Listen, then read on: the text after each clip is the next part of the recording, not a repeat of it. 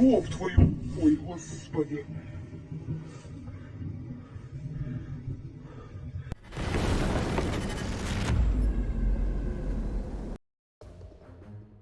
A relatively new so-called biker tactic has emerged among Russian forward units. This is partly because the Russian stocks of heavy military equipment have been partially depleted, and they have much less capacity to form a column of tanks or armored combat vehicles than they did last year or at the beginning of the full-scale invasion. But this is also due to the Russians' search for new tactical methods of organizing meat assaults.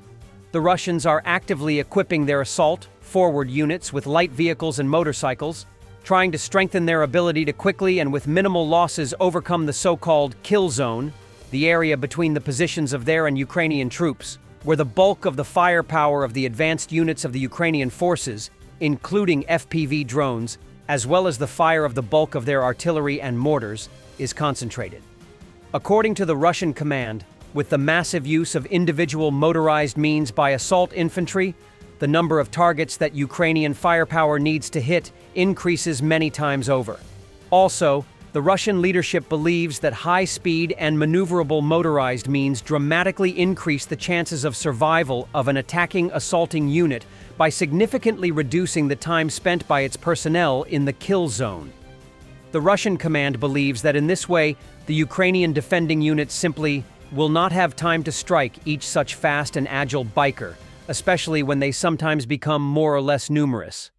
Based on this, Russian units involved in attack assault operations are equipped with motorcycles, ATVs, and buggies. The Ukrainian army is also effectively adapting to these Russian tactics, increasing statistics of killed and wounded Russians. This video was filmed near Toretsk. Russian soldiers attached flags to the motorcycles in honor of May 9th and launched an assault. The motorcycle rally ended in a complete defeat. The assault was repelled by the joint efforts of the 12th Azov Special Operations Brigade as part of the 1st Azov Corps of the National Guard of Ukraine and the 49th Carpathian Sich Separate Assault Battalion. Russian forces have increasingly turned to motorcycles, ATVs, and other light vehicles out of sheer necessity. What began as an armored army, relying on tanks, BMPs, and BTRs, has, in many frontline areas, devolved into a force scrambling to move with whatever wheels are left. After suffering heavy losses to Ukrainian artillery, drone strikes, and Western-supplied anti-tank weapons, Russia simply can't replace its armored vehicles fast enough. In their place, troops are now seen zipping through front lines on dirt bikes and ATVs, vehicles that offer speed and flexibility but little to no protection. It's a drastic shift that speaks volumes about the state of Russian logistics. Think of it like an army that once charged in tanks, now reduced to moving like guerrilla fighters, riding bikes through muddy trenches and minefields. What was once a mechanized force is now improvising with off-road motorsport equipment. Motorcycles are mainly used for reconnaissance, communication runs, or transporting FPV drone operators quickly across terrain. Their agility is valuable in dodging fire, but it comes at the cost of safety. A single bullet, shell fragment, or drone strike is often fatal. Russian troops know this, but with no armor left and pressure mounting on multiple fronts, they ride anyway. This transition from armor to bikes isn't innovation. It's desperation. It's a patch for a much deeper problem. Russia is burning through equipment faster than it can produce it. The battlefield is adapting, but for Russian forces, it's an adaptation born not from strength, but survival. The initial explosion from a Ukrainian drone strike on the Russian munitions depot at a military base in occupied Crimea. Ёб твою... Ой, господи. Чуть окно не вылетело. Russian fascists destroyed a Kherson animal shelter with artillery on May 14th. Many cats and dogs are dead, others injured. Injured animals were taken 200 kilometers away to Odessa for treatment, as there is no veterinary hospital left in Kherson, a city of 270,000. The attack took place at 3:20 p.m., according to the shelter's owner, Oksana Petrusenko. When I arrived at the site, the scene was horrific. Some cats had scattered, others were trapped under the rubble.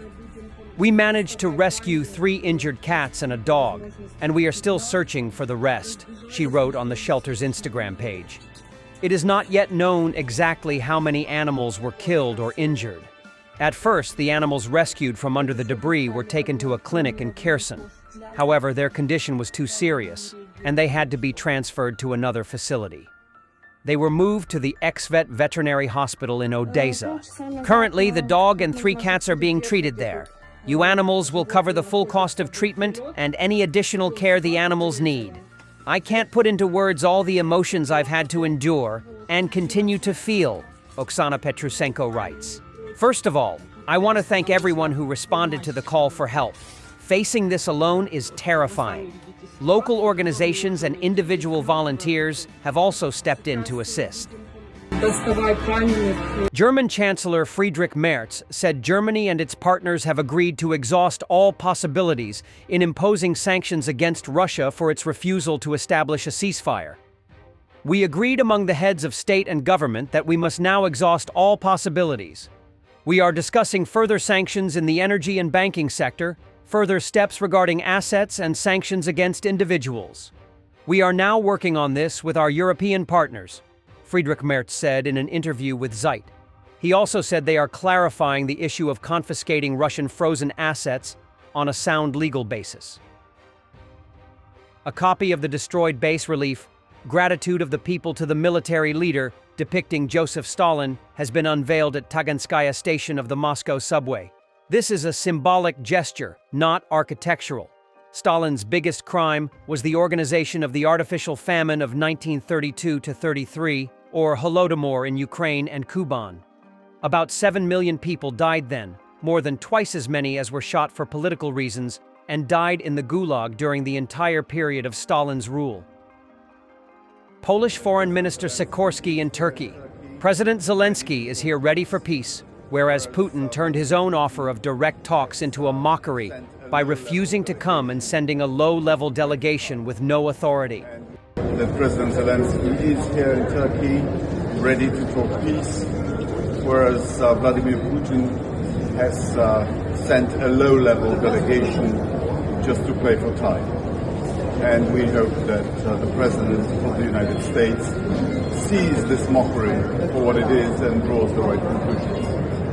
As regards preparations for the Hague Summit, Poland supports the ambitious recommendations for defense spending, which we are already fulfilling. Majority of the Russian units occupying Ukraine, a force over 600,000 Russians, are relying on Starlink satellite internet and Discord for regular combat operations.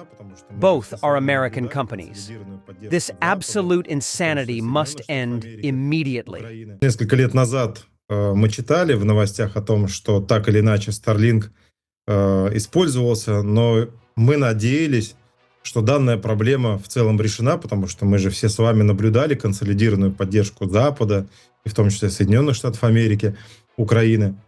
Но вот то, что нам стало известно от группы военнослужащих, которые не хотят больше принимать участие в этой преступной войне, не будем сейчас обсуждать их личность, характеристику и мотивацию, что их привело в вооруженные силы России. Факт остается фактом. Группа военных связалась с нами и передала подробнейшую информацию, которая нас шокировала. Первое. Оказывается, система связи в практически всех подразделениях российской армии на оккупированных территориях основана, базируется на спутниковой системе Starlink американской компании, которую основывал всем известный Илон Маск, правая или левая рука нынешнего президента США Дональда Трампа.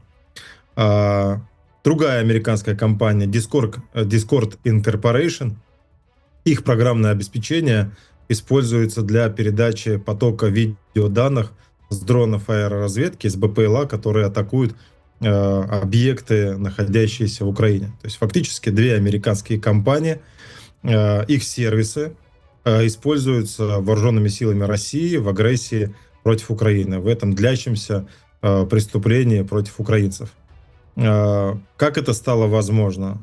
У нас есть данные целого ряда старлинков с номерами, с полностью установочными данными, кем они приобретались в Европе, в целом мы понимаем, как выглядит конструкция. Российская Федерация через сеть, давайте в кавычках возьмем, помощников, пособников, возможно, шпионов, Российская Федерация скупила, закупает старлинки в Европе, в европейских странах. Ими по документам пользуются жители Европы, в том числе граждане Европейского Союза. Эти старлинки передаются на оккупированной территории, ими снабжаются по определенной схеме подразделения. И, собственно говоря, именно это и обеспечивает высокоскоростной интернет для подразделений, в том числе и тех, которые на земле, и тех, которые работают с военной техникой, и тех, которые занимаются аэроразведкой и атакой с помощью дронов, с помощью квадрокоптеров и БПЛА.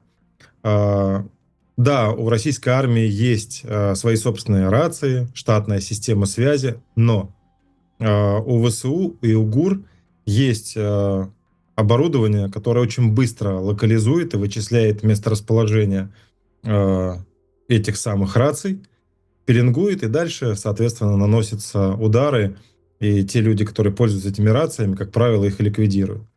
То есть для них, для российских военных, для огромного количества подразделений самый безопасный способ связи — это Starlink, Discord и Telegram. То есть получается, да, мы знаем, что Павел Дуров, в том числе обладатель паспорта Франции, является руководителем компании Telegram. Мы знаем Илона Маска со Starlink, мы знаем, что есть Discord Incorporation. Но вот так получается, что они за все хорошее, они против кровопролития, они против войны, а сервисы их компаний сегодня и все это последнее время помогают сегодня вооруженным силам России захватывать все больше и больше территории Украины и убивать все больше и больше украинцев. Это нужно остановить. Сегодня мы опубликовали лишь тезисы, аргументы и факты, которые мы знаем. Мы специально, осознанно пока не публикуем ни фотографии, видео, документы по Старлинкам. Эта информация сегодня закрыта, мы ее открываем для сотрудников правоохранительных органов в Европе, в Соединенных Штатах. Thanks for watching, and don't forget to subscribe. Also, if you want to support Warthog Defense, please become our member and get early access to new videos, exclusive members-only videos, and become administrator in comment section. The membership link is in the description. Rescues every day. We had a guy last week at 6 rescues in 6 days. You know, he's doing the job every day.